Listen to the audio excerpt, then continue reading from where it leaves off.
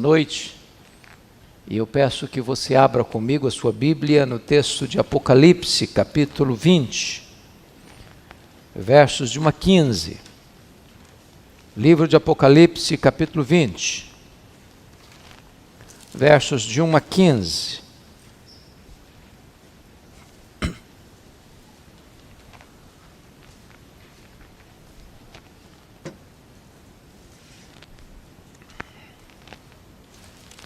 Lido o texto, mantenha sua Bíblia aberta comigo, por favor, para acompanhar essa exposição.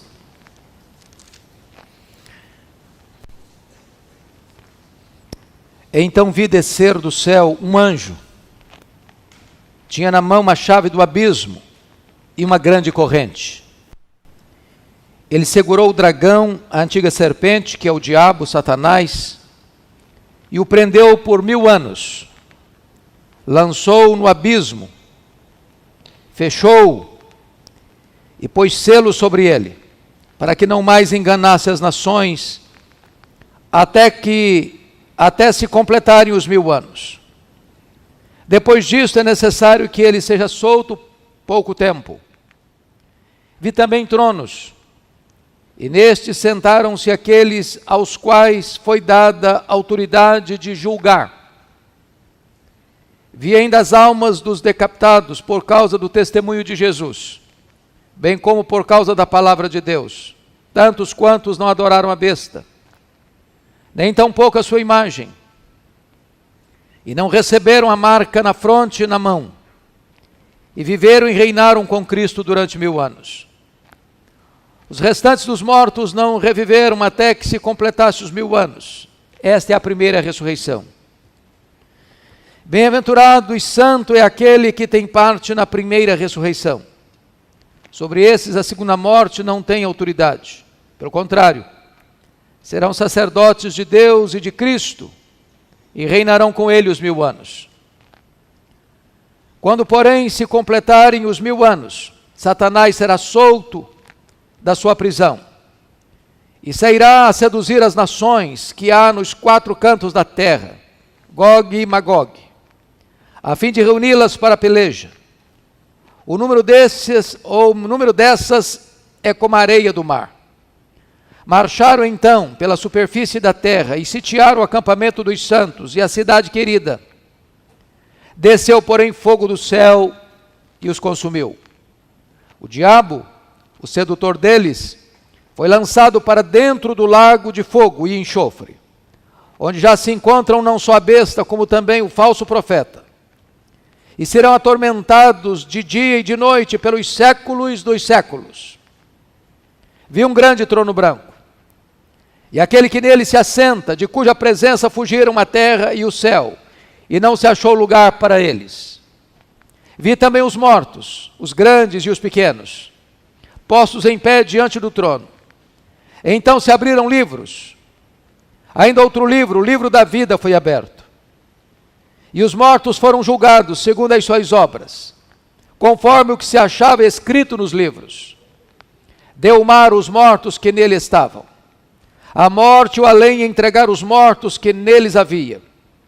E foram julgados, um por um, segundo as suas obras.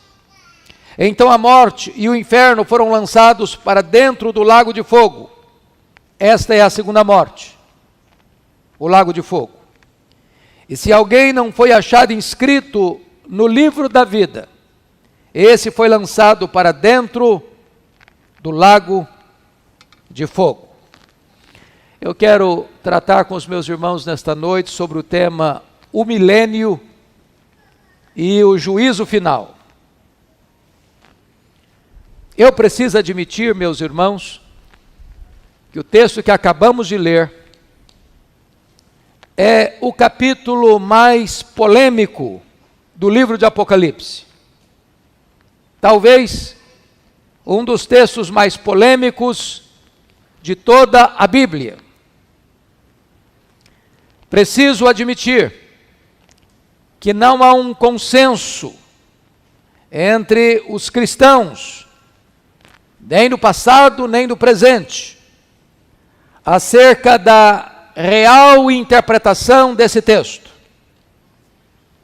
Por exemplo, os chamados pré-milenistas, sejam eles os pré-milenistas históricos ou os chamados dispensacionalistas, creem que o milênio relatado no capítulo 20 sucede cronologicamente à segunda vinda de Cristo, claramente descrita no capítulo 19, versos 11 a 21.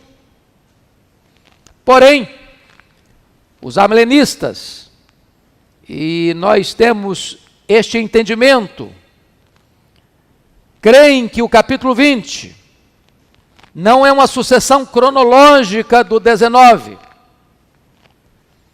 mas retorna à primeira vinda de Cristo.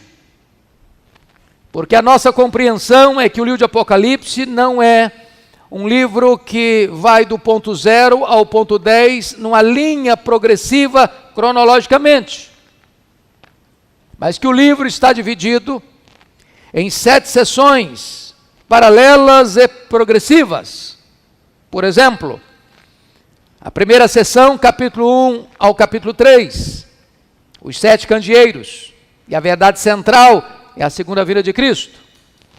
A segunda sessão, capítulos 4 a 7, fala dos 7 selos, e a verdade central, novamente, é a segunda vinda de Cristo.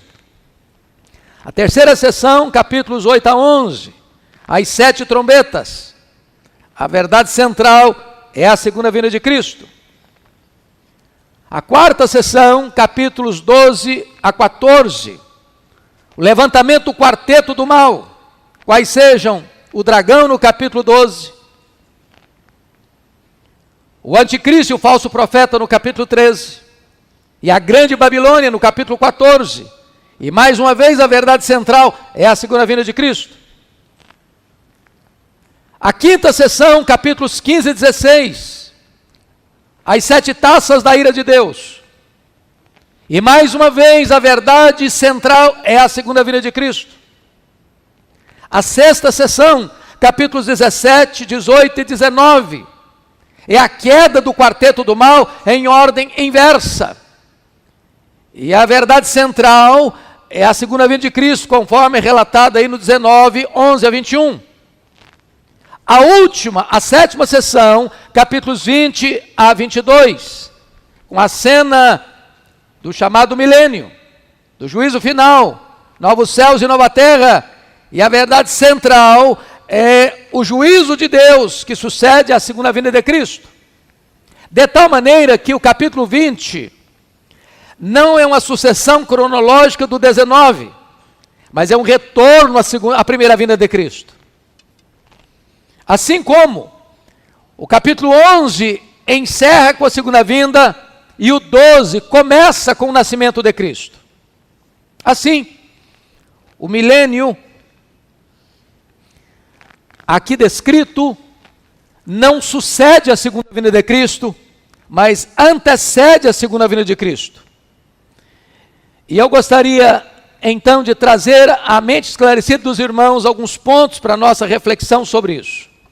A interpretação de um milênio literal, 1000 anos de reinado físico de Cristo na terra, esbarra em algumas dificuldades, se não vejamos. Primeiro, nós não encontramos essa ideia de milênio físico, terreno,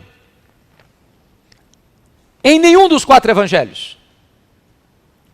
Nós não encontramos essa ideia em nenhuma das cartas de Paulo.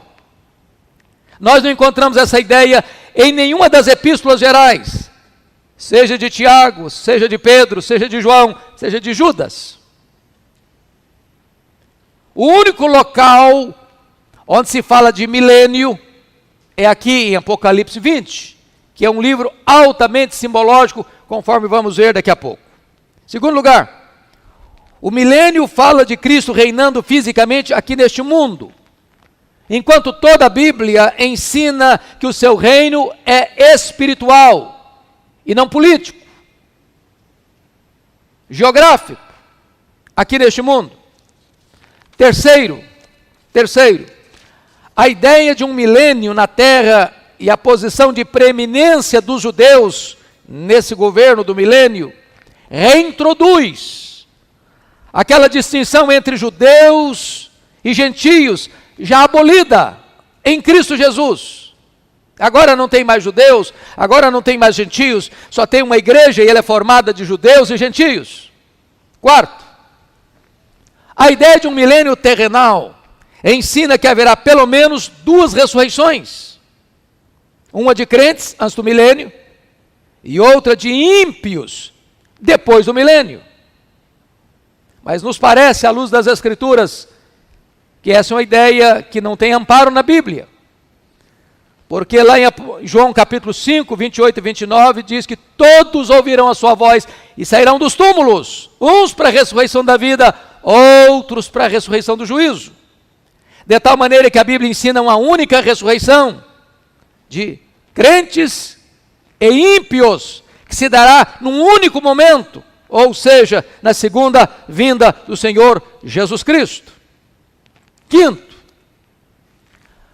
a ideia de um milênio terreno cria a grande dificuldade da convivência do Cristo glorificado com os santos glorificados num mundo não restaurado, entre pessoas não glorificadas.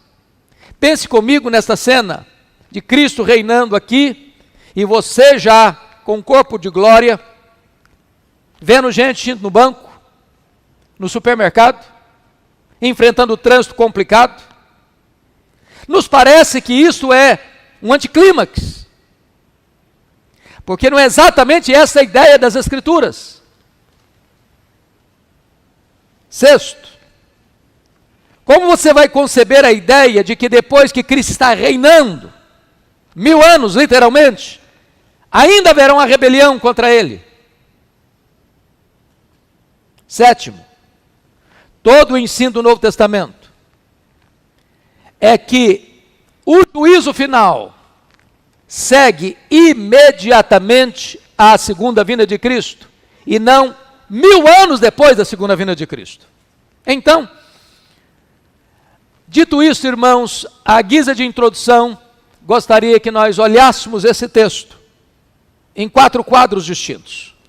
O primeiro quadro é a prisão de Satanás.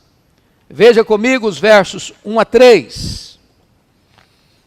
1 a 3. Então vi descer do céu um anjo, tinha na mão a chave do abismo e uma grande corrente. Ele segurou o dragão, a antiga serpente, que é o diabo, Satanás, e o prendeu por 1000 anos.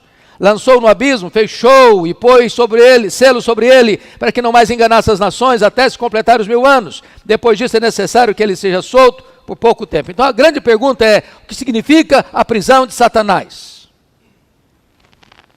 Bom, esse poço do abismo aqui, ele já é mencionado no capítulo 9, no capítulo 11. Esse poço tem uma tampa, 9:1. Esse poço pode ser aberto, Apocalipse 9:2. Esse poço pode ser fechado, capítulo 20, versículo 3. E esse poço pode ser selado. Agora note, irmãos, que o anjo forte tem uma corrente, que ele prende Satanás com essa corrente por 1000 anos, e que ele fecha Satanás dentro desse abismo, fecha a tampa e bota um selo. É claro que essa linguagem é uma linguagem espiritual, simbólica, e não literal, porque Satanás é um espírito, ele é um anjo caído. Você não prende um espírito com a corrente.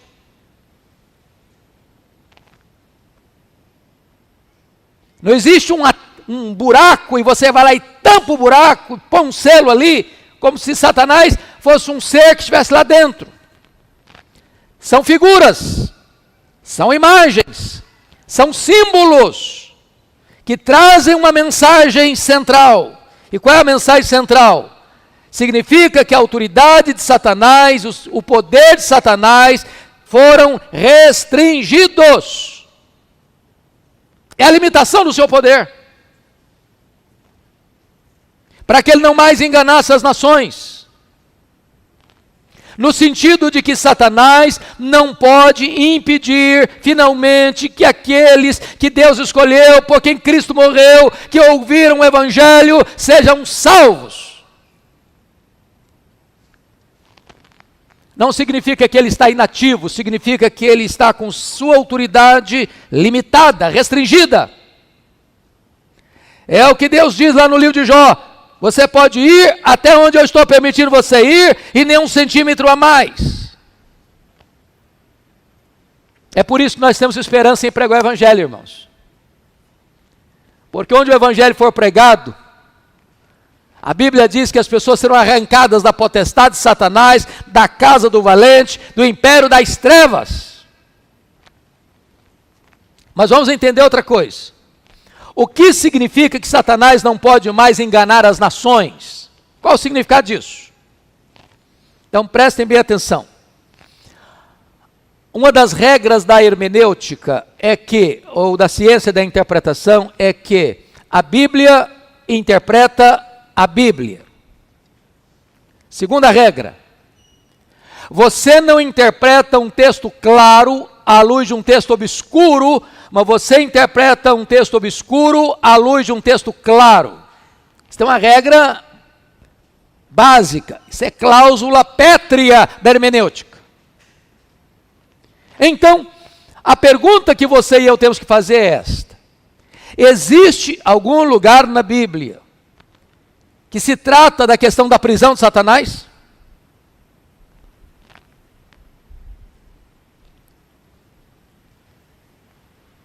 E quando você vai para a Bíblia, a resposta é sim, existe.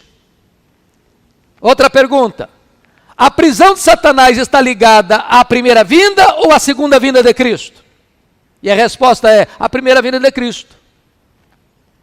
Veja vocês em Mateus 12, 29, que está posto lá que ninguém pode entrar na casa do valente, e esse valente é Satanás, e ele tem uma casa, ele guarda todos os seus bens em segurança, e esses bens são as pessoas antes da sua conversão, senão que um mais valente entre, vença-o, tira a armadura, tira a sua panóplia e lhe divide os despojos.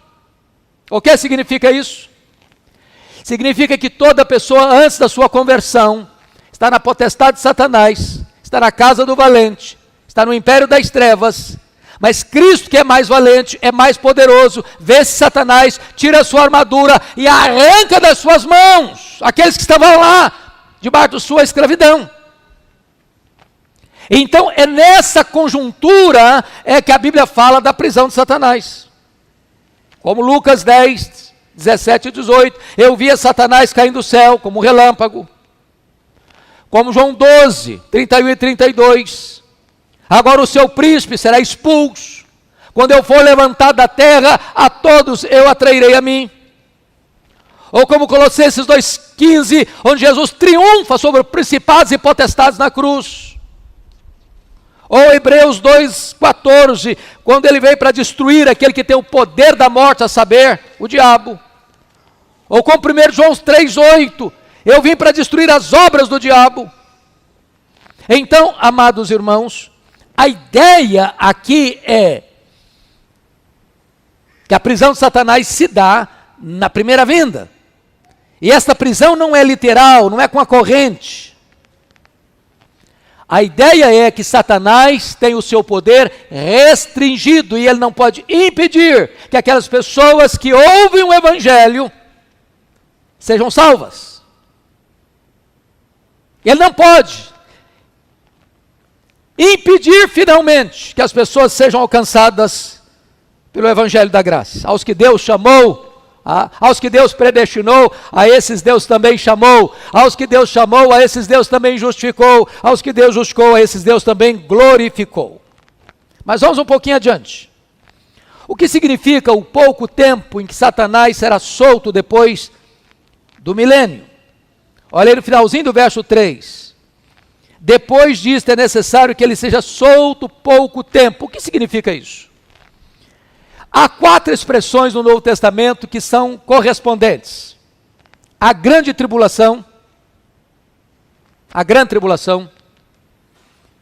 a apostasia, segundo lugar. Terceiro, o reinado do anticristo, seja levantado o homem da iniquidade, o iníquo. Quarto, o pouco tempo de Satanás. Esses 4 termos falam da mesma coisa. É que os dias que vão anteceder a segunda vinda de Cristo serão dias dificílimos, de perseguição, de grande tribulação, de apostasia, da manifestação do homem da iniquidade, período que se chama o pouco tempo de Satanás. Mas vamos agora a uma outra questão. O que significa os 1000 anos, durante os quais Satanás é preso? Versículo 3. Lançou no abismo, fechou, pôs selo sobre ele, para que não mais enganasse as nações, até que se completasse os 1000 anos. O que significa esses 1000 anos? Irmãos amados, todo o livro de Apocalipse é um livro que precisa ser entendido através de seus símbolos. Por isso que se usa candeeiros para representar a igreja. Candeeiro traz luz, apresenta luz, a igreja é a luz do mundo. É por isso que se usa 7 trombetas, são instrumentos de comunicação do juízo. É por isso que fala dos selos que são abertos. Porque ao desatar o selo, os sinais da perseguição vêm sobre a igreja. É por isso que você vai encontrar Satanás sendo representado por um dragão. É por isso que o anticristo vem como uma besta que surge do mar, com 7 cabeças, 10 chifres. Agora pense comigo, se você for desenhar um bicho com 7 cabeças e 10 chifres. Vira uma coisa esquisita, não? Isso é um símbolo do seu governo universal e do seu poder. Então todo o livro de Apocalipse está tratando de símbolos. Portanto, 1000 anos é um símbolo. De 10, que é o número completo, cubicado. Ou seja, o milênio compreende da primeira à segunda vinda de Cristo. Todo esse período. Todo esse período. No momento que Cristo vem ao mundo, ele morre na cruz, ele ressuscita, e aí Jesus dá uma ordem para ir por todo mundo, pregando o evangelho a toda criatura, fazendo discípulos de todas as nações. Satanás não pode impedir o avanço missionário da igreja. Ele está limitado. Pois bem,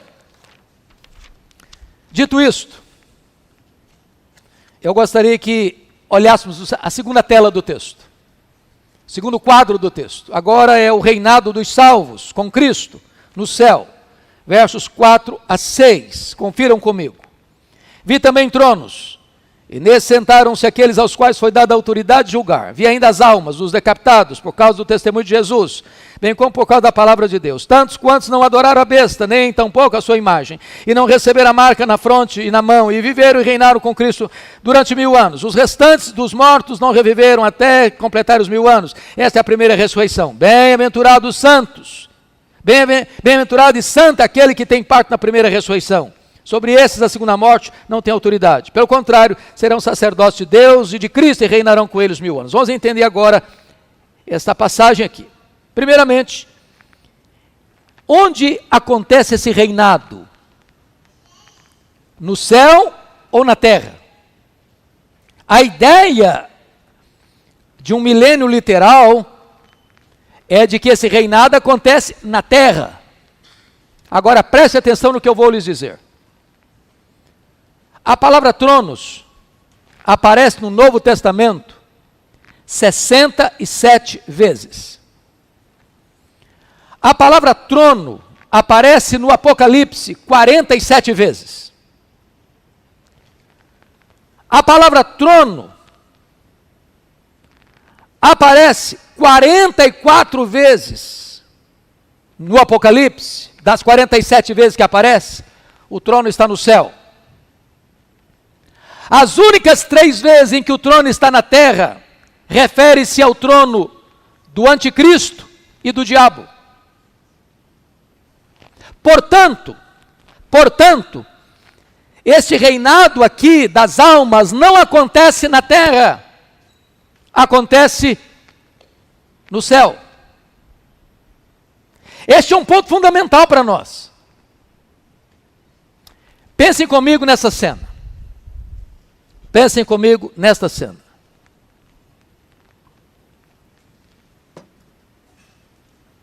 O que acontece quando um crente morre? O que as pessoas pensam quando uma pessoa morre?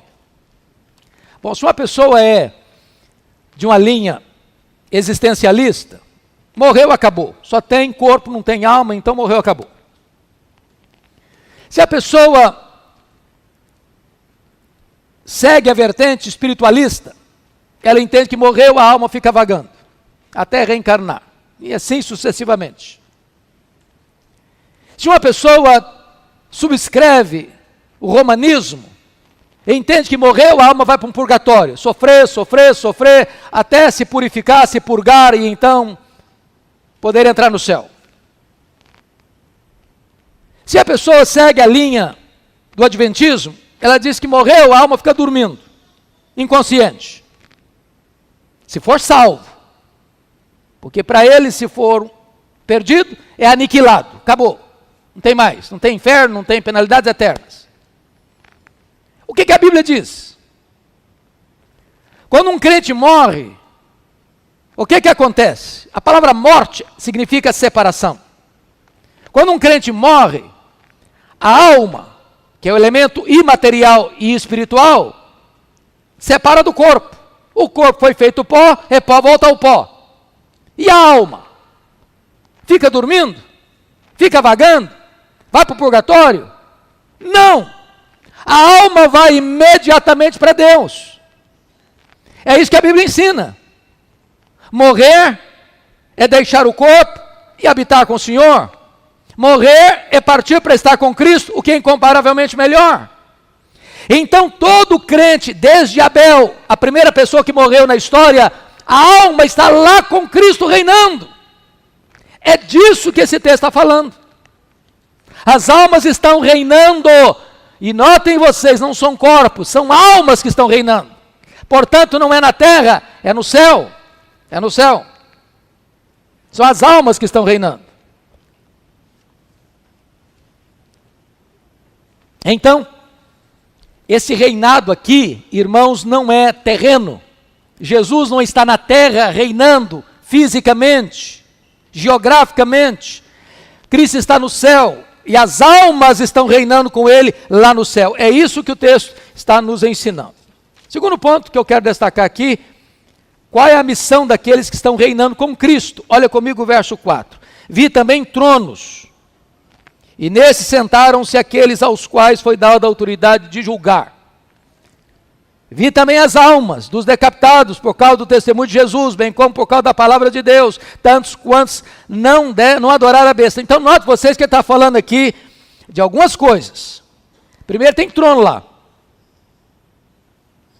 Nesse sentaram-se aqueles aos quais foi dada a autoridade de julgar. A Bíblia diz que os santos, nós, na glória, vamos julgar, primeiro, as 12 tribos de Israel. Está lá em Mateus 19, 28.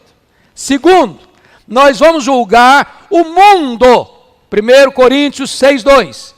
Terceiro, nós vamos julgar os anjos. Claro, os anjos caídos. 1 Coríntios 6, 2. Então esses tronos estão lá no céu. E os crentes que morrem em Cristo, que vão para o céu, estão se assentando em tronos. Não foi essa a promessa de Jesus à igreja de Laodiceia? Apocalipse 3, 21. Ao vencedor, dar-lhe-ei sentar-se comigo no meu trono, como eu venci, e sentei com meu Pai no seu trono. Agora notem. Portanto, esses vão participar da glória de Cristo, do reinado de Cristo. E quem são esses? Está escrito aí, preste bem atenção. Vi ainda as almas dos decapitados por causa do testemunho de Jesus, bem como por causa da palavra de Deus.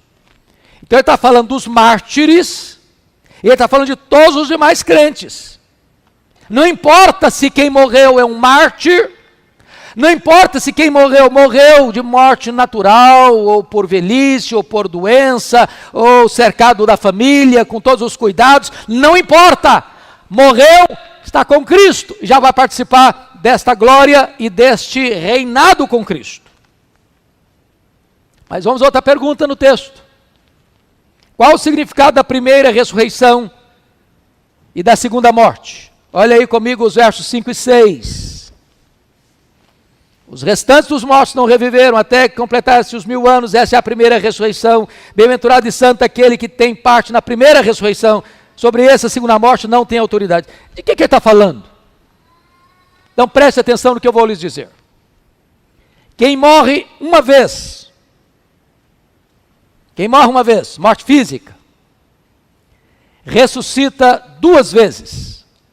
Ressuscita espiritualmente e ressuscita fisicamente na segunda vinda de Cristo. Quem morre 2 vezes, ressuscita uma vez só. Quem morre fisicamente e espiritualmente, só ressuscita uma vez para o juízo. Então, entendamos. A Bíblia descreve a regeneração como uma ressurreição. Nós estávamos mortos e Ele nos deu vida. Nós morremos com Cristo e ressuscitamos com Ele. Então a primeira ressurreição, não é que vai ter uma ressurreição aqui, outra 1000 anos depois. A ideia é, bem-aventurado aquele que participa da primeira ressurreição. Ele está falando que sobre essa segunda morte não tem poder. Ou seja, se você ressuscitou espiritualmente, se você nasceu de novo, se você foi gerado do Espírito, se você saiu da morte para a vida, a condenação não pode mais alcançar você. Você não vai jamais para a segunda morte, que é o lago de fogo. Essa é a ideia do texto. Todo o Novo Testamento ensina isso. Eu preciso interpretar esse texto à luz de tudo aquilo que a Bíblia me ensina sobre isso. A regeneração é uma espécie de ressurreição. E aqueles que foram regenerados jamais sofrerão a segunda morte. Que é um exemplo disso, irmãos. Olha comigo o que está escrito lá em João 5, 24. Evangelho de João. Está escrito o seguinte: em verdade vos digo, quem ouve a minha palavra e crê naquele que me enviou, tem a vida eterna. Não entra em juízo, passou da morte para a vida. Essa é a primeira ressurreição. Vamos à terceira tela. A derrota final de Satanás, versos 7 a 10. Então vamos olhar no verso 7 a 9, que essa batalha final que está descrita aí, é a mesma descrita no capítulo 19. Então vamos ver. Quando, porém, se completarem os 1000 anos, Satanás será solto da sua prisão. É o pouco tempo de Satanás.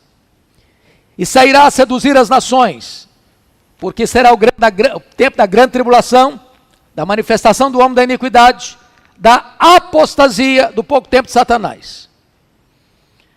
Então ele vai seduzir as nações que há nos 4 cantos da terra, Gog e Magog, a fim de reuni-las para a peleja. O número dessas nações é como a areia do mar. Marcharam então pela superfície da terra e sitiaram o acampamento dos santos. A cidade querida, desceu fogo do céu, porém, e os consumiu.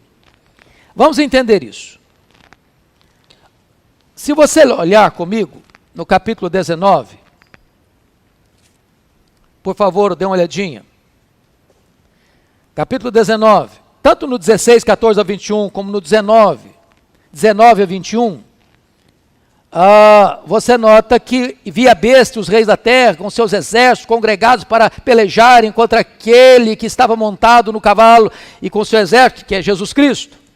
Vamos entender isso. Esse termo é usado na Bíblia como Gog e Magog, como Armagedon. Quando você vai a Israel, você visita o Vale do Armagedon. Você sobe na chamada Montanha do Precipício, em Nazaré, e você olha um descampado, que é a região mais bela da agricultura de todo o território de Israel. Ali é o Armagedon. Muitas pessoas pensam que vai acontecer o seguinte, que as nações vão se reunir naquele local. Quando você chega lá e tira uma foto, você percebe que nem cabe. É pequeno o local. porque literalizam. Essa ideia, irmãos, ela é simbólica. Simbólica. Não é que os exércitos do mundo vão se reunir naquele local lá em Israel. Até porque, nesta grande batalha do Armagedon, do Gog e Magog, em que as nações estarão reunidas, em que as forças de oposição se concentrarão para lutar contra Cristo e o seu povo, a única arma que vai ser desferida é a espada que sai da boca de Cristo. O Senhor Jesus matará, ou seja, a ideia de vencerá o anticristo com o sopro da sua boca. Quando Jesus vier em majestade e glória, os reis, os poderosos deste mundo, conforme Apocalipse capítulo 6, 12 a 17, eles estarão desamparados, desesperados, procurando uma caverna para se esconderem, querendo que os montes caiam sobre eles. Eles querem a morte. Eles estão com medo de enfrentar a ira do Cordeiro de Deus, o grande dia do juízo. Esta é a ideia. Cristo vem vencendo e para vencer. Ele não vem mais humilde como entrou em Jerusalém, montado num jumentinho. Ele vem, Apocalipse capítulo 19, 11 a 21, montado num cavalo branco. E por que ele vem montado num cavalo branco? Porque na verdade, naquela época, a mais poderosa força de guerra era um cavalo. Não tinha uma figura melhor para João usar. E está na sua coxa escrito, Rei dos Reis e Senhor dos Senhores. Então essa é a ideia da sua vitória retumbante. Agora notem vocês, que as telas estão em quadros diferentes. Mas quando ele vem, todos os inimigos de Cristo caem ao mesmo tempo. Se você notar comigo, por favor, confira aí comigo. Capítulo 18, versículo 2. Então clamou com potente voz, dizendo, caiu a grande Babilônia. A Babilônia é um sistema religioso, econômico e político apartado de Deus. No 17 é um movimento religioso. No 18 é um movimento econômico e político. Todo esse sistema está ruindo. Que mais? O anticristo e o falso profeta. Então confira aí capítulo 20, capítulo 19, versículo 20. Mas a besta foi aprisionada, com ela o falso profeta, que com os sinais feitos diante dela, seduziu aqueles que receberam a marca da besta e eram os adoradores da sua imagem. Os dois, ou seja, o anticristo e o falso profeta, foram lançados vivos para dentro do lago que arde com enxofre. Agora notem vocês, que como Satanás era a figura central, então, agora, ele está caindo na cena final, na tela final. Olha aí o capítulo 20, versículo 10, por favor. Você pode ler comigo em voz alta o versículo 10, vamos juntos? O diabo, o sedutor deles, foi lançado para dentro do lago de fogo e enxofre, onde já se encontram não só a besta, como também o falso profeta, e serão atormentados de dia e de noite, pelos séculos dos séculos. Então, amados irmãos, eu gostaria que nós olhássemos essa questão à luz do versículo 8. Preste atenção nisso. Que ele vai ser, o pouco tempo de Satanás, ele vai seduzir as nações que há nos quatro cantos da terra. Então, a primeira coisa que eu quero chamar a sua atenção é de um otimismo irreal. Se você acha que o mundo vai melhorar, que o negócio vai ficar muito bom, que vai ter paz no mundo, isso é um otimismo irreal. Otimismo irreal. Nós caminhamos para uma grande tribulação, nós caminhamos para a apostasia, nós caminhamos para a manifestação do homem da iniquidade. E preste bem atenção no que eu vou lhes dizer agora. A palavra homem da iniquidade, que Paulo chama em 2 Tessalonicenses capítulo 2, ele chama de o iníquo. A palavra iníquo é anomos no grego. Anomos, na língua grega, significa o homem sem lei. O que é que você está vendo hoje na agenda global? Senão a promoção da ditadura do relativismo. Não tem lei, não tem princípio, não tem parâmetro. Pois o anticristo vem exatamente nessa brecha. Exatamente nessa brecha. E é por isso que a Tessalonicenses diz que aquele que o detém e o que o detém. O anticristo não poderia se manifestar como um grande líder mundial onde tem leis estabelecidas. E é nessa brecha que ele entra. De um mundo onde reina o relativismo moral, onde não tem princípios. E ele chega para governar exatamente dentro dessa brecha. Mas o que é muito importante você entender, amados, que nós não podemos nutrir um pessimismo doentio. Sabe por que não? Por pior que seja a situação. As nações em perplexidade, o mal prevalecendo, a iniquidade prevalecendo, a violência prevalecendo, a devassidão prevalecendo, as leis afrouxando, os governantes fora dos padrões daquilo que nós entendemos ser o padrão da justiça e da moralidade, mundo afora. Parece que você olha, o diabo está ganhando de goleada, parece que a história está sem rumo, parece que a história caminha ladeira abaixo como um caminhão sem freio. Mas a história não terminará assim. Olha comigo o versículo 9. Marcharam então pela superfície da terra e sitiaram o campamento dos santos, a cidade querida. Desceu, porém, fogo do céu e os consumiu. A vitória não vem do braço da carne, a vitória não vem das leis humanas, a vitória vem de Deus. Quando Jesus em glória e majestade se manifestar, todo mal será derrotado. Todos os iníquos serão vencidos.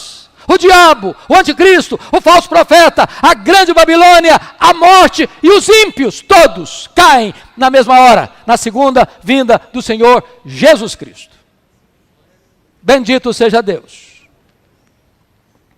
Portanto, aqui João descreve a derrota de Satanás como a tela final, porque se ele era o maior inimigo, por a questão pedagógica, é preciso que descreva a derrota dele como ponto final.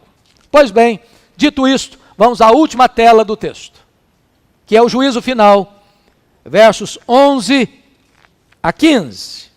E eu destaco aqui algumas coisas. Primeiro, olha o verso 15. Cristo assenta-se no trono como juiz. Verso 11, por favor. Você pode ler o 11 comigo? Vamos juntos? Vi um grande trono branco, e aquele que nele se assenta, de cuja presença fugiram a terra e o céu, e não se achou lugar para eles. Quando diz que ele viu um grande trono branco, irmãos, isso é um símbolo também. Símbolo da santidade e da justiça do juiz e do julgamento. A ideia desse juiz é de um juiz tão majestoso, tão glorioso, que o texto diz que o céu e a terra se encolhem na presença dele. É claro que é uma linguagem figurada, mas é uma representação da majestade, da santidade e da justiça desse juiz que vem julgar. Agora notem mais. Notem mais. Quem é esse juiz? E a resposta inequívoca é Jesus Cristo. O Pai a ninguém julga, ele confiou o julgamento ao Filho. E é por isso que está lá em Atos 17, 30 e 31, que Deus não levou em conta os tempos da ignorância, mas que requer que todos em toda parte se arrependam, porque já determinou um dia em que há de julgar o mundo com justiça, e já escalou o juiz, e é Jesus Cristo. Aquele que hoje é o seu advogado, amanhã certamente será o seu juiz. Segundo ponto. Os mortos ressuscitam para o julgamento. Veja você comigo, versos 12 a 14. Entenda isso, por favor. Vi também os mortos, os grandes e os pequenos, postos em pé diante do trono. Então se abriram livros. Ainda outro livro, o livro da vida, foi aberto. E os mortos foram julgados, segundo as suas obras, conforme o que se achava escrito nos livros. Deu o mar os mortos que nele estavam, a morte e o além entregaram os mortos que neles havia, e foram julgados um por um, segundo as suas obras. Então, alguns pontos importantes aqui. A ideia de um milênio na Terra fica complicada aqui. Porque a ideia do milênio na Terra é que essa ressurreição aqui, ou esse julgamento aqui, seria dos ímpios. Mas quem são esses mortos, grandes e pequenos? Quem são esses mortos que os mares vão devolver, que os abismos não vão devolver, que os cemitérios esquecidos há milênios vão devolver? Esses mortos aqui são todos os mortos. De Abel ao último homem que vai viver e morrer antes de Jesus voltar. Todos os mortos. Grandes, pequenos, reis, vassalos, doutores, analfabetos, ricos e pobres, religiosos e não religiosos, todos, sem exceção. Vale destacar que o julgamento será universal, todos, mas o julgamento será também individual, porque o verso 13 diz, foram julgados um por um. Não é um julgamento coletivo, é um julgamento individual. Então, agora preste atenção. O julgamento, conforme o verso 12, será, versículo 12, segundo as suas obras, conforme o que se achava escrito nos livros. Então agora, por favor, vamos compreender essa tela. Quando os livros forem abertos, e nós estamos falando de um tribunal de júri, cósmico, universal, quando os livros forem abertos, alguns quesitos farão parte desse julgamento. Primeiro quesito, seremos julgados pelas nossas palavras. Vamos dar conta no dia do juízo por todas as palavras frívolas que proferimos. Só para fazer um checklist com você. Você já mentiu alguma vez? Já falou mal dos outros alguma vez? Já xingou alguma vez? Já contou piada imoral alguma vez? Já espalhou fake news alguma vez?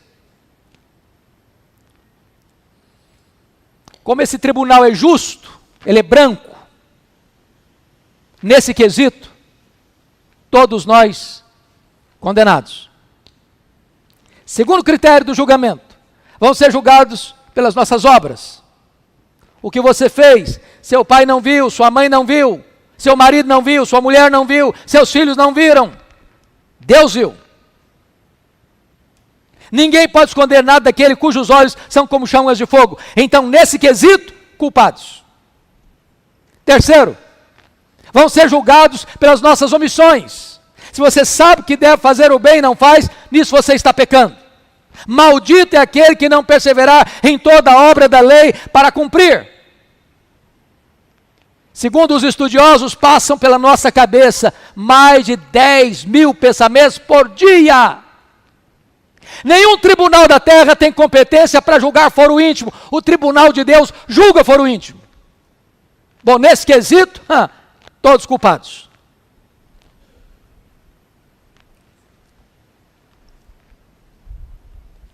Então, nós vamos ser julgados pelas nossas palavras, nós vamos ser julgados pelas nossas obras, nós vamos ser julgados pelas nossas omissões e nós vamos ser julgados pelos nossos desejos secretos, pelo desejo do nosso coração.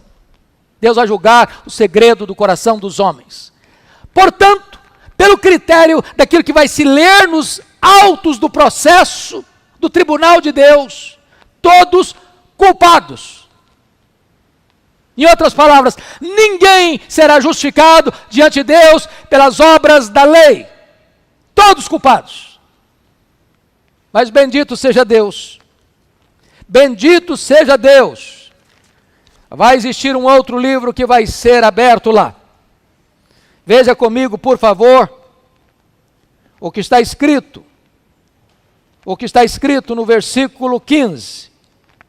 E se alguém não foi achado, escrito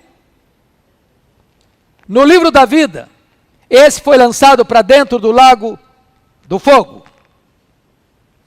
E é muito importante que você entenda isso.